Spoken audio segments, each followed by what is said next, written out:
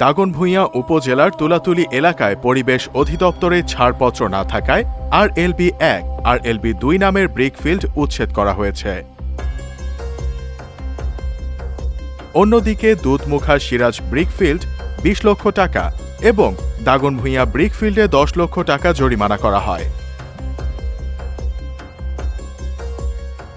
বুধবার ও বৃহস্পতিবার দুপুরে পরিবেশ অধিদপ্তরের সদর দপ্তরের নির্বাহী ম্যাজিস্ট্রেট আব্দুল্লাহ আল মামুন ভ্রাম্যমাণ আদালতের অভিযান পরিচালনা করেন।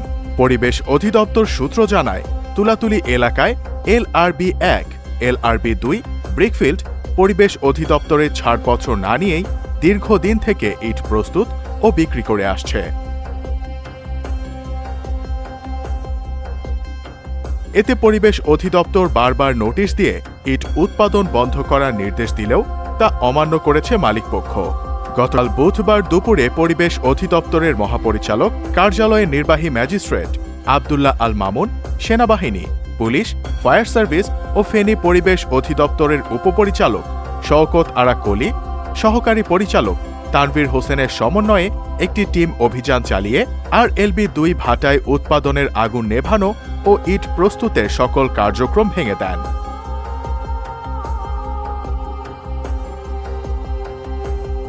এই সময় ফায়ার সার্ভিসের মাধ্যমে পানি ছিটিয়ে আগুন নিভিয়ে উৎপাদন বন্ধ করা হয়।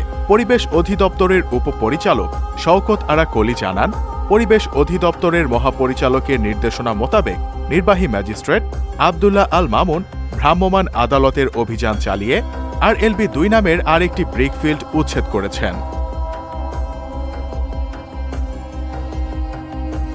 অভিযানে ফায়ার সার্ভিস, সেনাবাহিনী, পুলিশ, পল্লী বিদ্যুৎ সমিতির কর্মকর্তাগণ উপস্থিত ছিলেন। পরিবেশ অধিদপ্তরের নির্বাহী ম্যাজিস্ট্রেট আব্দুল্লাহ আল মামুন জানান, পরিবেশ অধিদপ্তরের সদর দপ্তরের নির্দেশনা মোতাবেক জেলায় অবৈধ ব্রিকফিল্ডের বিরুদ্ধে আইনত ব্যবস্থা নেওয়া হবে। RLB-1 ব্রিকফিল্ডের মালিক নজরুল হক লিটন জানান, আমাদেরকে আগাম কোনো নোটিশ দেয়া হয়নি। ভেঙে ফেলার সময় আমাদের কোনো কাগজপত্র যাচাইও করেনি। কি জন্য উচ্ছেদ অভিযান করা হয়েছে তার কোনো কাগজপত্র আমাদের দিয়ে যায়নি। অভিযানে তার প্রায় 50 লাখ টাকা ক্ষতি হয়েছে।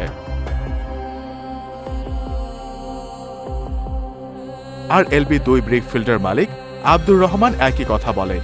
তিনি বলেন, উচ্ছেদ অভিযানে তার 6 কোটি টাকা ক্ষতি হয়েছে। পরিবেশ অধিদপ্তর ফেনীর উপপরিচালক শওকত আরা কলি জানান, ফেনীতে 102টি ইট ভাটা ও ব্রিকফিল্ডের মধ্যে শুধুমাত্র 25টির ছাড়পত্র আছে, বাকিগুলোর নেই।